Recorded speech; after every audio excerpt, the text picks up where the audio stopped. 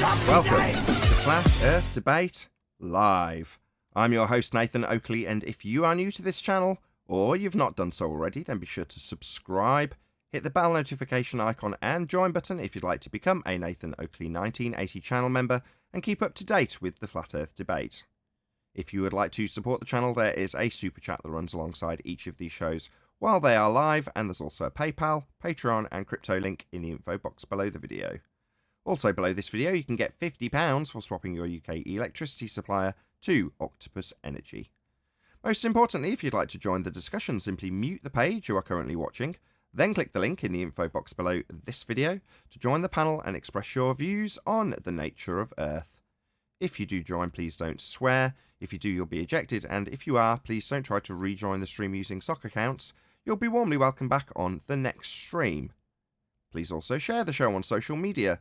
Sharing the show obviously increases the live audience, but this in turn increases the chances of a more diverse panel, so please share the show on Facebook and Twitter. One last time, if you're new to the channel or you've not done so already, then be sure to subscribe, hit the bell notification icon and join button to keep up to date with the Flat Earth Debate. Now, we are joined by Eli, the Adam Meakin, 10th Man, Neil, and a whole bunch of people in Discord, so welcome one and all. Hey, good morning. Afternoon, everyone. Good afternoon. So can I just say, you're going to need R for that.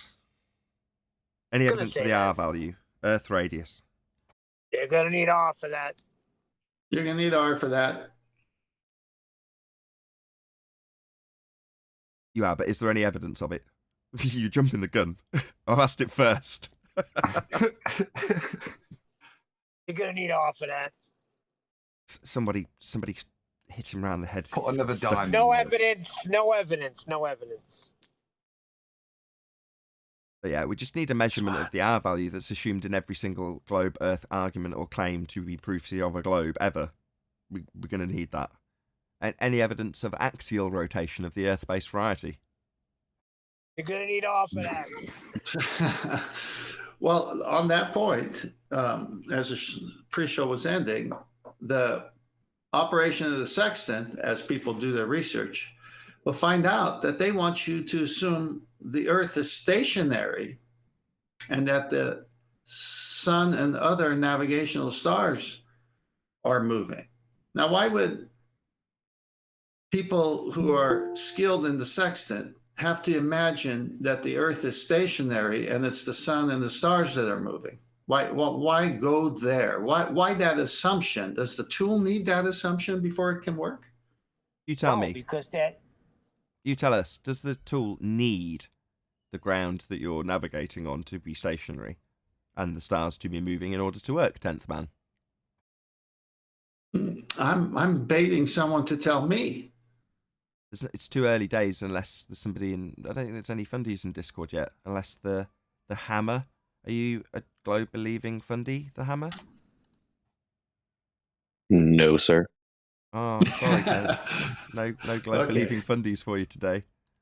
All right, well, should we leave it open and wait till they come, or is it not self-explanatory already? It's not self-explanatory. All right, well, I'll take it from this angle, see if I could tease it out a bit. If the Earth is stationary, then everything that is moving around it, that's the opposite of the heliocentric model. Now the Earth is the center of attention, not the sun. That's an incredible compromise for a tool to work. Any evidence of the distance to the sun? Also, hello, Sleeping Warrior. Hola, but you sound a little bit quiet, Nathan. Am I the only one that is Nathan quiet? No, he's fine. You're a bit loud. You're the only one. You're a bit loud, Anthony. What do you want? Anthony, you're going to need R for that. It's all good. Any evidence of a physical geometric sphere edge horizon formerly known as the curve of the Earth? Negative. You're going to need R for that. You are going to need R for that, that's right. He's here now. Stop talking about him. Hey, Arwin. Hello. Owen. Guys. Oh, the communist? Arwin's not a commie. What? It's, I it's thought you were talking about Sasha. no, it's normally people here in America will sometimes greet others by saying "Hey you." With Arwen, it's "Hey you." I thought I said hello, but Arwinian unit. But that was a good one, axiom rotation. I gotta give you that one, Arwin. yeah, axiom rotation.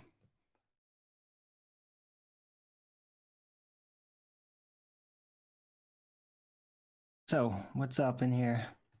Sun. Any evidence of the distance to the sun? No, I don't know where it is right now. What It's is all the gray. sun?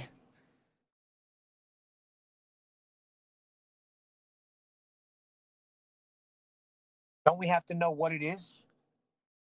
That would help. It surely would.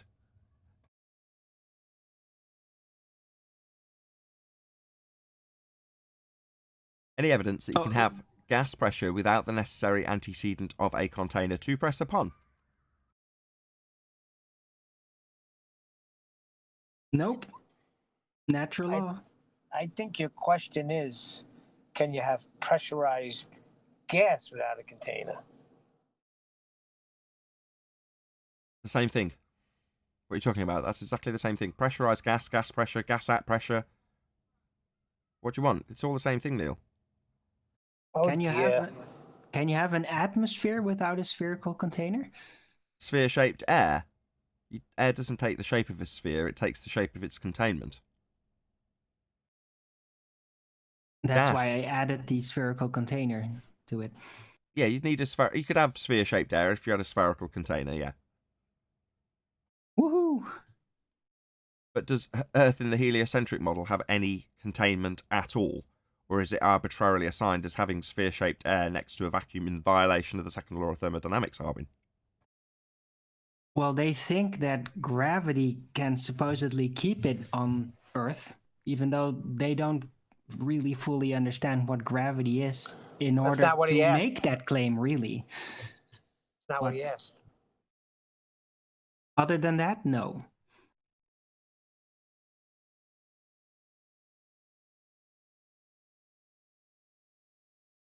Where's Anthony gone? I was just about to ask about gravity, and I looked up and out, and Anthony's disappeared. Sod's law. Any scientific evidence of gravity? It's gravity. I don't know. Which one? Gonna need R for it. You are going to need R Yeah. for Newtonian gravity. Well, my whole life I was told it's what's keeping me grounded. Would you not? You do need Tony, but would you not need R for Einsteinian as well? Because it would define the size of the mass that's gonna warp space time. I don't include it because it can if you were describing that particular celestial body they call Earth, right? So it could, and more than likely will, but does it have to? Well, you could also say yes because the heliocentric model has set in stone R values for Venus and the Moon, and they set the distances that they're going to plug into the maths, right? So you arguably could say yes, but you could wheezily also say no. So we're gonna go. You're more than likely gonna need R for that. You're more than likely going to need R for Einsteinian gravity, yes. But given that there's two different types, it's equivocated often, and whenever referring to the subject at hand, it's going to need R. I'm actually more than happy for anybody to respond to the question of any scientific evidence of R, of gravity, with just, you're going to need R for that. Any scientific evidence of gravity? Gravity? Who's Gravity he? without R?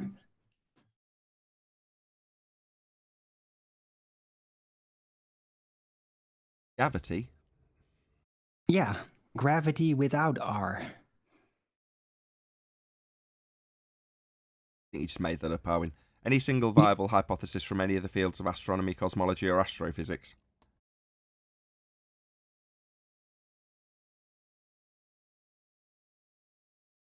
You're most likely to end up using R if you're going to postulate one,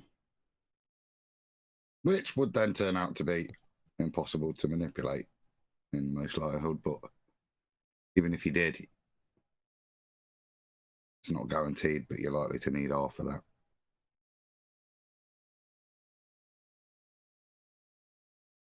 Did we cover everything? The first time in a while. The core of the Earth. Oh yeah, molten iron core. Yeah, Any molten iron evidence? core. Yeah, molten iron core. Anybody? Not even No close. evidence. Hey, chocolate. But it must be because they use it for the sextant, right? They take their measurements from the center of the Earth. No, they don't. Therefore, Let's clear that core. up. Let's clear that up straight away. 10th. Right. There's a few of our opponents that are showing sextants being used in diagrammatic format, Muppet vision, with lines assumed to be parallel from starlight and measurements to the centre of a presupposed spherical Earth. Is that how the sextant is used? No, Did you hear that, that's Neil? not how the Everyone else, just 10th. The car needs work. King, whatever you're called. King, can you hear us? King Dregs? King Dregs? Yes, you are on a live show. Hello, King Dregs? Clearly, somebody else has taken charge and server muted him. Hello, King Dregs? My God. I'll join a live show, open my mic, and have a conversation with whoever's in the room with me and ignore the host completely. Why even be here? Sometimes you can't avoid the dregs of society. Why even be here? You know what I mean? what are you doing in my live stream? Chocolate comes into a pun. Hey, Choco. That would have been so funny if his name was actually Dregs and not Deegs. Can't see it. It's in Well- grey. It's too far. It's on a 4K monitor. It's tiny for me. I can never read anybody's name in Discord. I get it wrong most of the time. It's just because it's so far away and so small. Can't stand Because you're it. colorblind. Can't stand it when you're having fun and trying to take a dig at somebody. Because it got a mention. I'm going to show the audience what I see. So that's how it looks for me. It's just like just a big mess of stuff that you can't see. So that's how it's looking for me. All right, back to the question for 10th. But the question was Listen. about whether or not the presupposed angles that they will describe coming in parallel from starlight, and then the adjustment made to the centre of a presupposed spherical Earth with a zenith and a 90-degree angle brought up to the surface of wherever you're measuring from. Is any of that actually done when using a sextant, 10th? No, it's not done. That's a simple and quick answer. The explanation is very simple. We don't live on a sphere with a curved surface, or a sextant cannot work, because it's that baseline has to be a straight radius from the GP of the star to the observer holding the instrument. And the only thing they want you to do is make sure that your sextant is properly calibrated. And that goes not just for the index arm to be set at 0. Notice 0. And also the two mirrors have to be calibrated. So you have to put that to the test when you first buy it. And there's videos showing how to calibrate the mirrors so that everything is lined properly to get an angle. Once the sextant is properly calibrated, then you use it. And when you use it, they tell you to make sure to minus height above sea level, so that you can get on the surface of the water, even though you're 10 feet, 15 feet above the water when you're doing it, you have to minus that. It's always a minus, they say. Why? Because you need that bottom baseline to be straight, because that is the radius from the GP of the star or sun that you're shooting to your location. It's triangulation. So no, it can't be done on a curved surface. The reason you see all the illustrations going to the center of the circle, not a sphere, but a circle, is Muppet vision. They need a corresponding angle They know sextant can't work off a curved surface, so they need to find a vertex somewhere. And they can find it if you draw a circle and put a dot in the middle and have the two lines come there. And that creates a corner and a vertex. But that's not what's happening. We all know no one is taking the siding from the center of anywhere. You're taking it from the surface of the earth you live on. Yeah, that was a funny cartoon that clown drew. Like lines going to the center of the earth. Like, come on, bro. Who are you trying to fool with this nonsense? Like, Well, show me somebody who's actually used a sextant that actually used that method. You know what I mean? Like, come on. Well, that alone can't even work. You need sunlight to come in parallel. Hold on, 10th. Can you just rephrase what you've just said, Chocolate, and throw it out there as a demand or a respectful request, whichever you choose? Yeah, the diagram with lines connecting at the center of the earth. I mean, where's the person that's used the sextant and used it in that manner with those measurements and like who has done that? I'll just paraphrase what Chocolate's saying. We'd like to see a practical application of the mess that they show us in Muppet Vision when they say a sextant's being used on a sphere after transposing actual real-life triangulation onto a sphere after the fact, when assuming R. Now, what Chocolate's saying is, give us a practical demonstration of that being used with that methodology to find a location with the sextant, when in reality it just uses triangulation on a flat plane. Yeah, I've heard that been described with surveying, that they say when they hang the plumb line, that they somehow record some deviation in the plumb line, and then they can mathematically assume or continue that line down toward the center. So it's like a tiny little blip on the surface. We can presume then that it cuts all the way down to the center if those plumb lines are converging or angled or diverging outward. Then they would come back towards. I've only ever heard it about surveying. I've never heard it being talked about from a sextant perspective. Well, by geometric terminology, all plumb lines are plumb and they're all parallel. That's one of their defining features. But because they assume the ground, which is level and flat, is actually curving, they assume that plumb no longer means plumb and means converging at the centre of a presupposed spherical Earth. They also assume that you can't achieve level.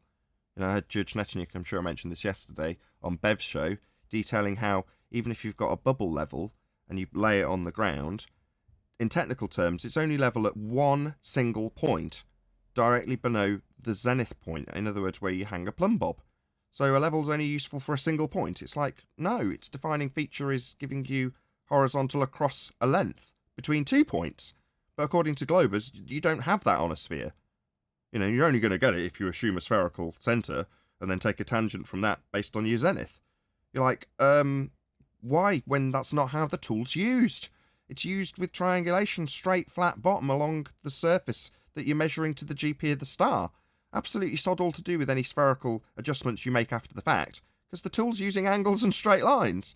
Definitely isn't considering the curved surface, and you back engineering it after you've actually done the measurement with triangles isn't going to help your assumption, because we're never going to see a practical application of it, because you'll have to use the sextant as intended to gain an angle along a flat surface, and then after the fact insert your R assumption. It's pathetic. Can anyone show a plumb line deviating? No, it breaches the definition. Yeah. So we're talking about theoreticals. Great. Do you know why they rock the sextant when they bring the index arm down and bring that image of the sun to the horizon, and they rock it from left to right and put the lower limb of the sun right where it could barely touch the horizon, where the sky seems to meet the earth or the sea? Do you know why they do that? Because your eyesight forms a perfect horizontal. They do that because when you do the rocking motion, you're able to take the reading right where you best see the vertical What? The zenith of that sun. Oh, the vertical of the sun that you're measuring. I was going to say, how can you see your own zenith? Yeah, the vertical of the Yeah, sun. I was confused. So you go left to right, and you say, okay, right there it's touching, right there, and then whoever's next to you mark, and then you look at it and take the degrees, minutes, and time. So because it's got to be vertical, or else it's going to read off a little bit. This is how precise this tool is. Right. And it's parallel with all the other stars that you will measure for triangulation. It might be 2 if you happen to get luckily enough for the 2 converging circles to be over land when you're at sea. Therefore, you don't need a third. But if you're not, you've got to make 3 measurements, and each has got a 90-degree out from your position. So imagine a little star shape like a Mercedes-Benz star lying flat on the ground, and along one of the spikes, you've got a star at the end of it on the ground. Now, at the end of that spike, in that circle, that star is going to have 90 degrees coming down from its position in the sky to the ground for you to make the triangulation measurement.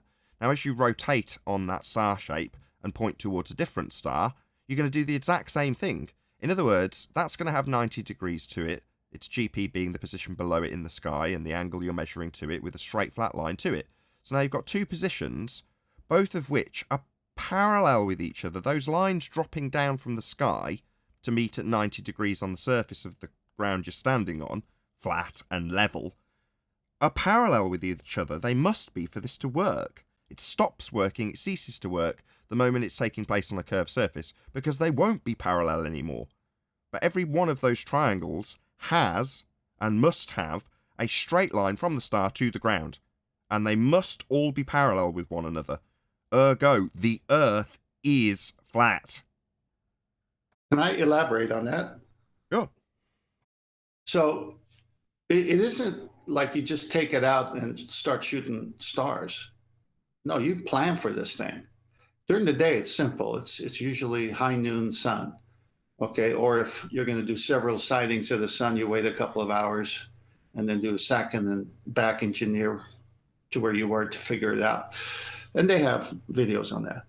But when it's twilight, and you could still see the horizon, because it's very important to see that horizon, these people who do this already know what stars they're going to look at. So they'll pick 6, 7, or 8 stars.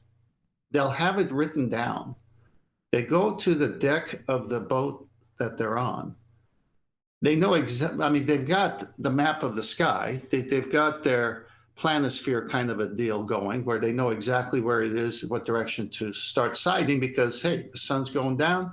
We're going to lose sight of that horizon. It's going to get pitch dark, unless it's a full moon, of course. All right, so here's the point. It might be cloudy, and you can't see that one star you want to use. And they want you to have the stars at least 45 degrees apart. They don't want you to shoot 3 stars that are real close by.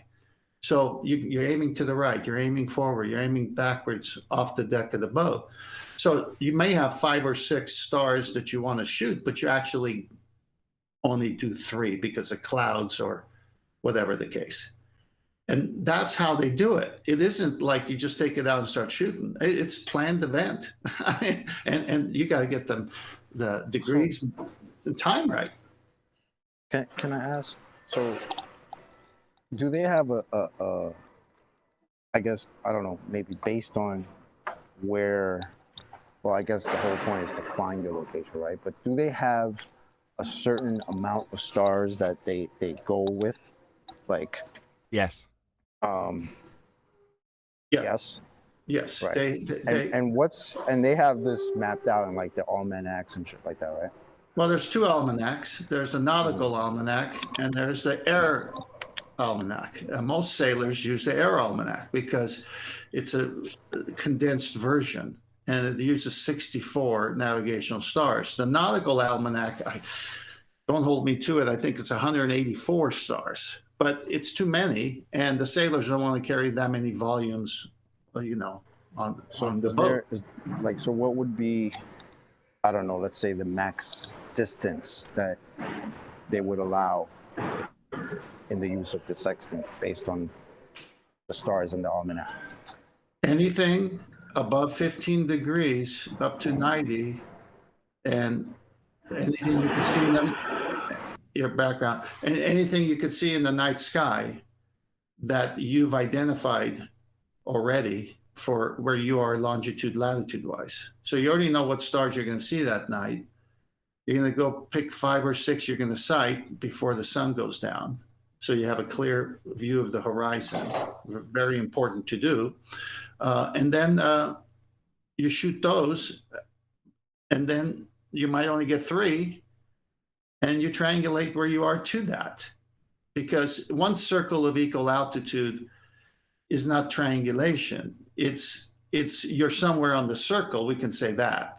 A second sighting will have that circle cross another circle. Now you're possibly at 2 points. Now you're starting to triangulate, but you need a third one to be precise, and where all 3 cross, now you're certain that's where you are or within that vicinity. Right. Did you mean? But aren't there supposed to be how a far- septillion? Hold on, Chocolate's say got to there's a confirm he's. Hold septillion on, planets. Chocolate's got to confirm that he's understood. Then Adam, then Solar. No, I get it. It's cool. I was just thinking about like the distances. Like, if you're on, you're on the water, you're on a boat, and you're looking at what's the furthest star? Because I mean, if it's something like, I mean, if they've got it all mapped out and it's like 2,000 miles away, and obviously you're using a sextant, so you need a right angle to that GP, right? Well, if it's 2,000 miles away, don't we have 8 inches per mile squared of curvature that we have to negotiate for? That's a low. That's a lot of. That's That's a lot of what I curvature. did, Chocolate, was address that. So I think 10th said nothing lower than 15 degrees. So if we took that as our extremity, 15 degrees, 90 minus 15 is 75. And then if you just apply roughly the 1 degree for every 69 miles, that means that star GP is 5,175 miles away. On the one extreme of the edge. Hold on. On the one extreme of that edge, right? Yeah. Right. So then in the other direction, potentially, although it might not necessarily work out with these 60 however many stars, but potentially just above the 15 degrees mark on the other horizon, you could do the exact same thing with a different star and get 2 enormous circles of equal altitude. You know, we're talking hundreds of thousands of square kilometers, Chocolate, potentially. And that was my focus, because I'm sitting here thinking, well, if that's being used and it's a flat plane, these stars are supposedly curving down away from us, but you're using a sextant, which you need a right angle, you need a baseline, right? So how the hell far are these stars that they're saying are has a complete vertical down to the ground, right? Because they've mapped it out. Right, so it's the vertical line down to the ground to the GP, and like it's just Well, crazy, Chocolate. man. The Chocolate. distances. I'm trying to get the distances wrapped around in my head. Chocolate. It's insane. Just remember what Adam just said. That's the radius to you, but a guy on that's the same radius to the guy on the other side of the circle who's doing it at the same time. So it's over 10,000 miles of flat. Yep. If we Just put everybody. Just Sorry. let me just give you the other numbers. Adam and first, then some- Solar, then Eli. Adam, go ahead. If we go the other way and say let's only deal with 15 degrees off our zenith, so we measure it off the sextant, it's at 75. So we're only dealing with the star being 15 degrees away from our zenith. That you think, oh, that won't be that far. That star still works on those maths at 1,035 miles away. It's huge. Just 15 degrees away from your zenith. Right, Solar's So- been waiting in the wings to get a word in. Go ahead, Solar. Thanks. I was just going to say that the model states that there's a septillion stars. So the almanac should be almost infinite. Sorry, there's an echo. It potentially could be. It's just been, as 10th Man said earlier, you know, there's maybe a couple of hundred stars, but then you've got to know all of the positional information for all of them if you're going to use all of them. So they just use a condensed version. But potentially, yeah, you're right. You Yeah. could potentially have all of them, but But they're I was- presumably going to pick nice bright ones that are easy to spot. So yeah and no. Well, you're limited Yeah, and to what's in the book. You're limited. Is it solar? I'm talking to. Yeah, flat Earth solar. Oh, yeah, you're limited. You're limited to which book you're going to. If you're going to the Air Almanac, they just show the top 64. That includes the sun. Okay, and if you go to the Nautical Almanac, I believe it's 184. But you don't need them all because you need the most brightest and easiest to find ones because you're at sea and you don't want to be, having a hard time trying to locate a star. Yeah, for me, the 90-degree thing is the absolute nail in the coffin. I was arguing in Jim's server the other day about, they were saying these plumb lines can deviate, and then they do these calculations, and then they can tell you that the radius is perfect, the 3959 is perfect. But when you look at those plumb lines, like Nathan was explaining earlier, there's a universal level, and the plumb is always 90 to that. So if there's the standard level, then every plumb is parallel because it's always 90 to the universal level. In the same way that in construction, you throw a foundation that's level, and then you build at 90 degrees to that foundation, meaning the walls are always contained within that foundation. So if any star has a 90-degree GP location to some location on the Earth, it's 90 degrees vertical above that, making it can only be a flat base with the stars completely contained within that perimeter. Otherwise, right on the exterior, you'd start finding stars at 91 degree or 92 degree or 93 degree, where they would no longer be vertical, they'd be outside of that vertical range. But if every star has a 90-degree GP, it's the same as walls built vertical on top of the foundation. Every wall will be contained within that foundational Good analogy. exterior. Yeah, good analogy. I described it as streamers, like every star having a plumb line dangling down from it, like streamers dangling down from a ceiling with a weight on them. And they're all parallel with one another. Yeah. Well, I like yours better. So the walls are built on a flat surface, and all of the walls are like this line coming down from the sun in this depiction. They're coming down to meet the ground at 90 degrees in every instance. So if there was a second triangulatable star over here, it would come down to where it says north and meet at 90 degrees. In other words, from your feet to the base where the star is above is flat in all directions for the sextant to work. Because what's the sextant measuring? The angle to the star and your straight line out to the horizon and beyond. So if this was a star as described earlier and it's 15 degrees off the horizon and you potentially got, 4,000 miles, let's just say for easy numbers, well then your horizon's not going to be at that distance. Your horizon's going to be potentially in this depiction somewhere around here. But you derive your straight flat line from that and it extends out to wherever the star is above on the ground. So you can get your first circle around this star. So all the way around this star, you've got one circle, and all you're trying to do is build up a picture where they cross over. So there could be a third one down here with the star positioned around here-ish, and then its GP being at 90 degrees to that position. And what you're doing is building up a picture where they all cross, so you can figure out where you are. But to do it, you've got to have a flat Earth. It doesn't work without one. Couple of quick shout outs. Yeah, exactly. So, just do a quick couple of shout outs. So shout out to Jules Luds, who says they don't have R, they can't use a sextant on a curved ball. Correct. The horizon rises to eye level. All their equations are admittedly not based on empirical science. Meh. Thank you very much indeed for the super chat, Jules Luds. Really appreciate the support. Also shout out to Ben White, who says anti-flat earthers are not showing up here as often as they did before. Without using an argument from silence fallacy, could their silence be a form of acceptance of defeat in FED? Question mark. I'm going to put that to 10th. Thank you for the super chat, Ben. I'll ask 10th to answer that, as he speculated it on in the past. And also, again, thanks, Jules. Rephrase the question, please. The question is it a sign of defeat when they don't come? Possibly. It could be just, I better make sure before I do come, I don't screw up. But it can be either way, but let them come. The whole point is I want them to come. They can't screw up because I'm looking at their books. See, everyone needs to understand that when they come, they have to go to the books I went to, the videos I watched. There are no flat earth nautical almanacs. There are no flat earth air almanacs. There are no flat earth sextant manuals. All you got to do is read. It can't work on a curved surface. So yeah, we want them to come. Bring it.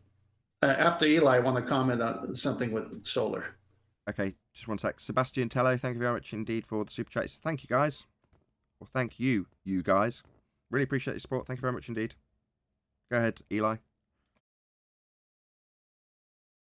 I was just gonna say to Chocolate's point, yeah, that perimeter, that's the line or the circle. Like potentially you can put a whole bunch of people around it, like Ring Around the Rosie. All of them would have to be 90 degrees from that star. So, yep. That's correct. So what you're saying is if there was a second person over here doing the exact same thing, triangulating, he could be triangulating with a star that's off screen. So you start off with one massive area, maybe, I don't know, 5,000 miles, 6,000 miles in circumference, say. Obviously all flat because you've got 90 degrees to the stars you're triangulating with. But the guy over here is doing the exact same thing. So he's got a massive area of equal altitude. Now, you don't have to extrapolate that out very far before you come to one conclusion, right, Eli? It's all flat. Yep. Yeah, and that's why I asked the question about the distance, because Tough Man the other day was reading the citation about, he reads a lot of citations. There was one in particular that, was obviously describing the sextant and how that vertical point, or that position directly underneath the star has been mapped out like that. And you have to get a 90 degrees from there to your position. Okay, so distance-wise, if you're looking at the furthest star at the horizon, technically, wouldn't that be curving around a ball? Supposedly, if we're on a ball with 8 inches per mile squared of curvature. But then you wouldn't be using a So sextant. to me, that's devastating. Yeah, it's devastating because then you wouldn't be using a sextant anymore, would you? No, you couldn't. That's right. That's why I asked about the distance. Yeah, it's crazy. This is a flat Earth proof and simultaneously globe Earth killer all in one. Now, admittedly, to get around the double speak contradictions that they typically use, we've got the black swan just tucked nicely up our sleeve for when they say, we just look at the horizon and decide that it's straight. Oh, really? So not refracted, not atmo-free, atmo day, or whatever they said it was. No atmo day. So that's what they need to achieve a sextant working. Even then, the ground they're measuring is still curving, even on no atmo day. So they still haven't got a straight line. What are you going to get if you remove all the atmosphere to the horizon? What a nice curve between you and it. Wow, that's useful. Your presupposition of sphere-shaped air gets you a curved line to everything. And if you remove it so you can see the no atmo day geometric horizon that is never capable of being seen, only exists in the maths, you still haven't got a straight line. In other words, from every single, no pun intended, angle, they cannot use this tool on a globe. Mathematically speaking, when you put your eyeball on the ground, immediately, if you're going to have a straight line, it's going straight off into space. On a globe, on yeah, a ball. Exactly. From that point, when you say put your eyeball on the ground, well, with a sextant, when you do your height adjustment, you're taking it from being an optical effect to pure geometry. So something Brian was keen to stress a couple of weeks ago. You're just talking about a triangle then. Not talking about bent lines or refraction or having to factor it in. You're just talking about how it works out in geometric terms. Again, there's been some bad blood with Bev at the moment, and I'm not too keen to... I don't care, really. I'm sure it's a misunderstanding and will be ironed out in the goodness of time or the fullness of time. But ultimately, Bev is harping on about this day in, day out. You need to go and listen to him if you don't understand these geometric principles. That's all he talks about. And these things are axioms. They're laid down in stone. They are foundational principles that he's talking about. That his opponents just literally just laugh in the face of and go, no, we just don't accept this axiom that's being applied all over the place. We just don't accept it. We're going to redefine it for you now on the fly. It's just laughable. So, you know, once you understand basic geometric principles, as Bev is laying out day in, day out, then you suddenly start thinking, hang on, these geometric principles cannot apply to a sphere. They don't work. And that leaves you cognitively, if you're an anti-flat earther, to bendizontal. Yeah, that's what they end up at. It is funny, though.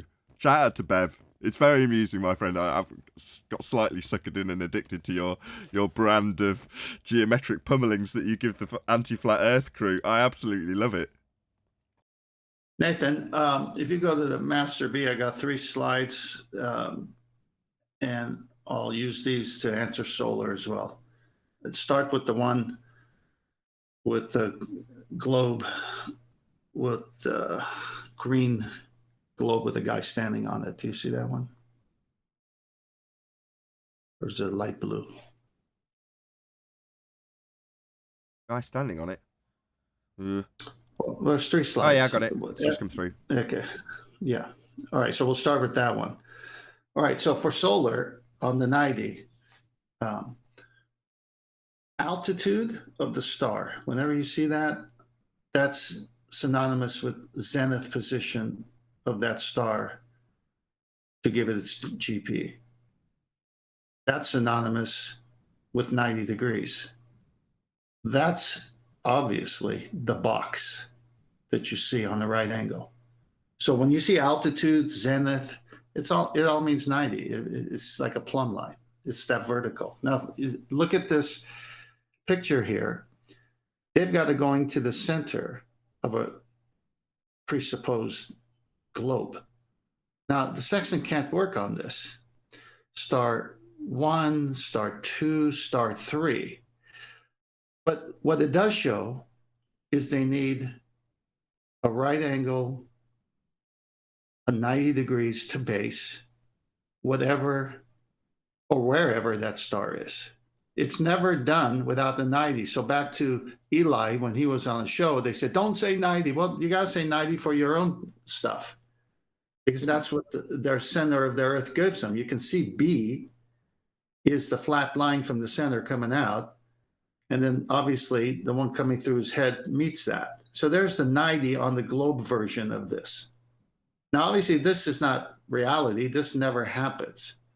You don't have multiple horizons. You're not looking down the way this guy is showing. I mean, no one sees the Earth the way this guy sees it. According to Neil deGrasse Tyson, you can't even see the curve. I like how they've got B with a straight dotted line for the first half of it, and then it angles up to the crazy measurement that they're making downwards on a globe. Like, even the way they label it is slightly tricky. Yeah. Can I just address this? Yeah, go ahead. Go ahead, Alan. What you brought yesterday, Temp. Yesterday you read a bit of text. It was the method of Saint-Hilaire or the calculated altitude. And I just... Yeah, that's the one. Yeah, I just want to read the principles of that and then just apply it to this diagram and look how they've perverted the principles. If you look at the red lines, oh, it's gone. Oh, I was getting the piece of information you wanted to read out. No, just the picture. I'll read the text if it's all right. Okay. I want to read it in relation to that picture. Okay, I'll go and get it back. Bear with me a second. Sorry to break up your flow. No worries. Well, the red lines are the ones we're talking about if we're doing this on a ball. And I'll wait till the picture comes. That's it, yeah. Could someone post it in Discord? You're ruining Adam's mojo right now. Yeah, give me a second. I got you. Thanks. Go ahead, Adam. Everyone else, Okay. just hold your tongues for a second. So we've got these stars here, and you can see how the way they're depicting it, the lines are drawn back to the center of the Earth. But I'll just... And what they're not doing is, if you look, they're going all different angles through the hall, shall we say. They're line H to A. So if I can just read this. It is also explained in Article 363 that a navigator who has measured the altitude of a celestial body at a known instant of time has really located its geographical position on the circumference of a circle whose radius is equal to the zenith distance of 90 degrees minus the altitude, and whose center is the geographical position of the celestial body or that point on the Earth's surface which falls vertically under the observed body at the instant of observation. Now, draw vertical lines. The vertical line is going to be down to your horizon line, your HA. So even in their model, as described by Saint-Hilaire there, they draw their lines down from their stars. They intersect. Yeah, if you go to star 3 and just go straight down, yeah, you can see where they intersect along the line of A. That's the calculation that's being done. Now, whether they draw their silly lines back to a center of the Earth, that is not what is being stated as happening. Now, the other consequence you can see this is look where it plots the stars. It misses the Earth. There isn't a point where that star intersects with the Earth on the ball. If you draw a vertical line as stated down, it misses. It goes off into space, look, because it's. I said that one with chocolate with the 75 degree was 5,000 miles. Well, the radius, their R value, is only 3,000, 3,500, isn't it? So that star's coming down, even on their model, past the edge of their ball. It goes off into space. It doesn't have any GP on the Earth. Oh, I hadn't thought of that. That's a good point. So did you? That's what I was talking about. Yeah. So if they've only got a given amount of spherical surface area on one plane, forget about the fact that we're talking about a flat plane when we do the measurement, but I'm just talking about the overall area you could look down over the top of a sphere on. So let's just go to this diagram. If you're looking down on the sphere, and it's presumed to be a sphere, this is all you've got to deal with. Well, as per the description earlier, Chocolate was talking about this circle here suddenly going out beyond where a spherical surface would have land. It still works. Exactly.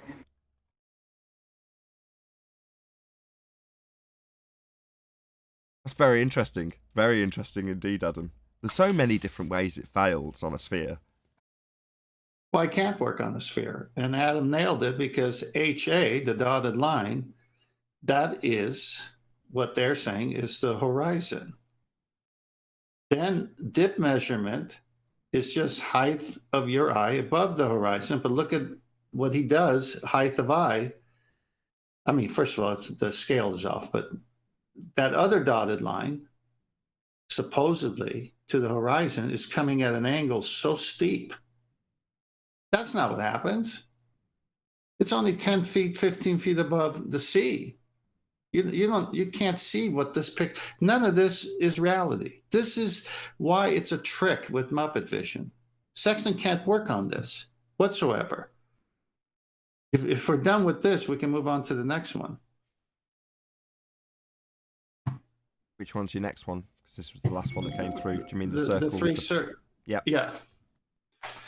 The trouble is that the circle could be huge diameter, and if our position could be anywhere on there, it isn't a particularly accurate fix. With one side, we can obtain a position line, but to get a fix, we need an intersection of two or more lines, as per the diagram above. This can come from two or more different celestial bodies at the same time, or the same body at different times.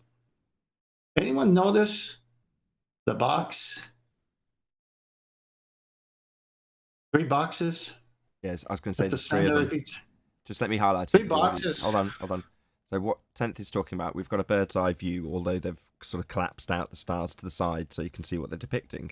But the reason we've got a bird's eye view and these are effectively directly below the point where I'm putting my mouse for each of these GPs, it's directly below where my mouse would be if it was depicted correctly in bird's eye view.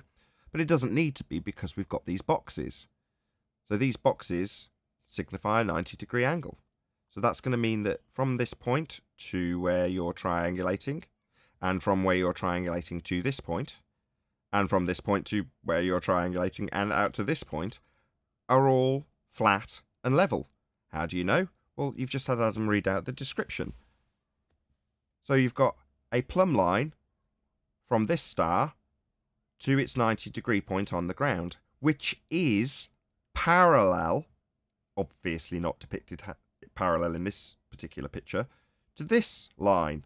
In other words, in reality, on the ground, the line I'm drawing along now with the star on the left to its 90-degree point on the ground, flat all the way across to the other star, has a parallel line between the two. So in other words, this line to its GP and this line to its GP are and must be parallel. How do I know? Well, because there's a little box here that tells me they're parallel. That's just how it's depicted, with them all flattened out, squashed, however. It's a weird depiction, this one.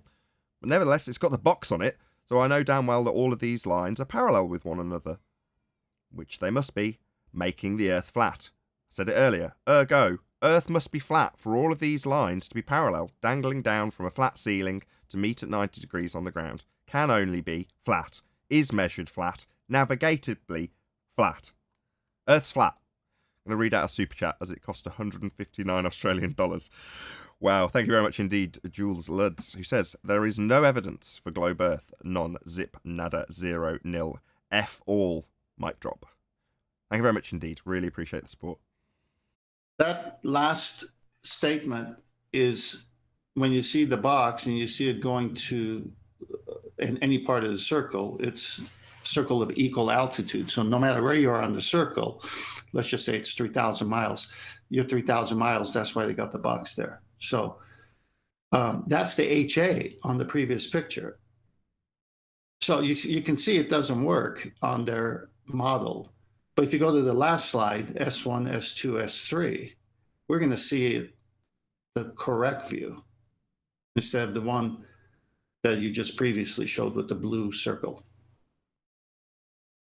By measuring the angles to 3 known stars, an observer knows his location. Oh, we see those boxes again, and we see the 3 circles, and we see the 3 stars. Now, if you go back and forth between those 2 pictures, which one does not violate geometry?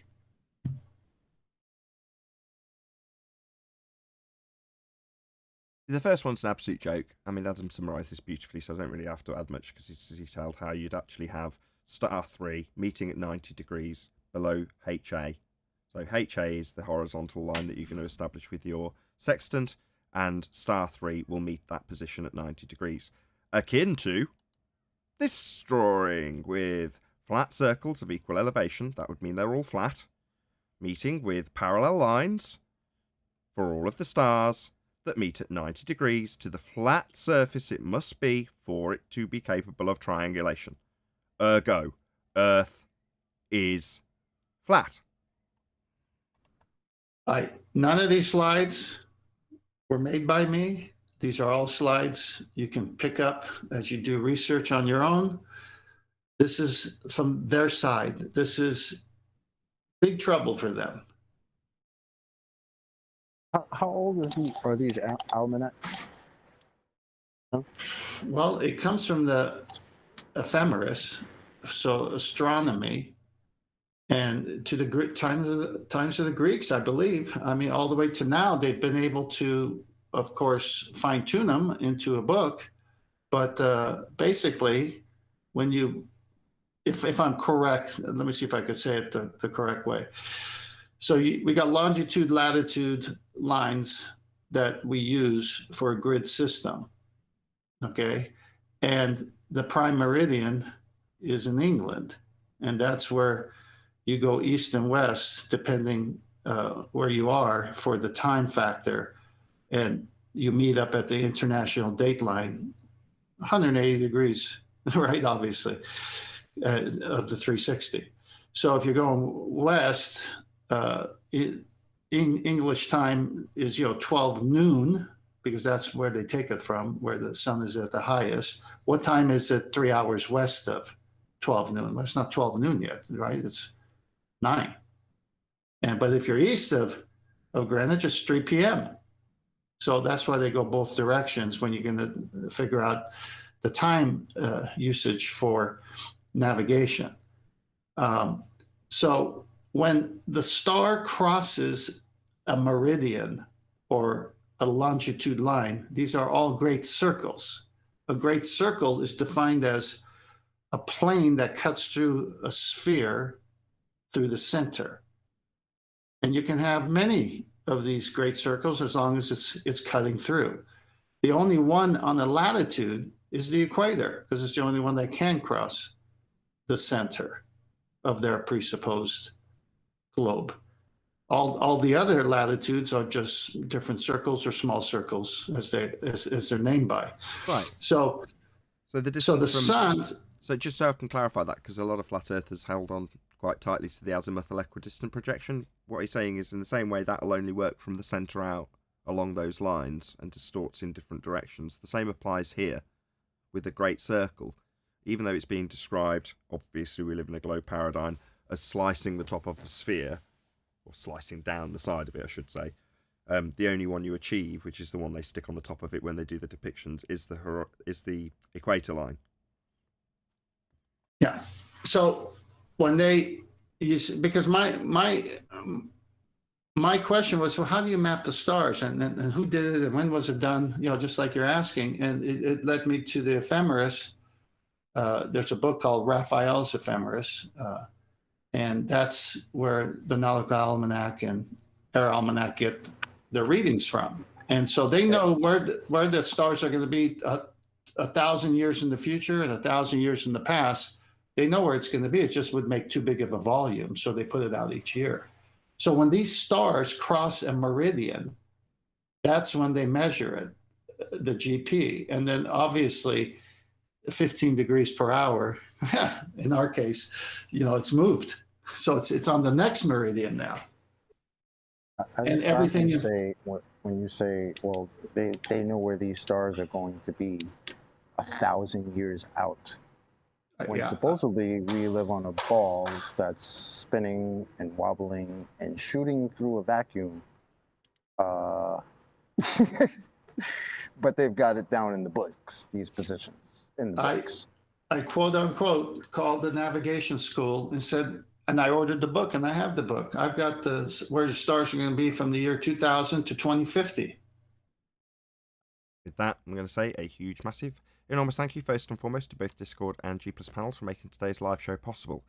If you are watching this on either Nathan Oakley 1980 or Nathan Oakley Premiering streams, then stay tuned, as there will be an after show to follow. Unfortunately, if you are watching this live, this is where we bid you farewell. So, another huge, massive, enormous thank you to all of you who smashed the super chat, liked, commented, shared, subscribed, and all that good stuff. Also, below this video, you can get £50 while swapping your UK electricity supplier to Octopus Energy. I've been Nathan Oakley. Stay tuned if you're watching on a Premiering stream, and I will see you all in the next video.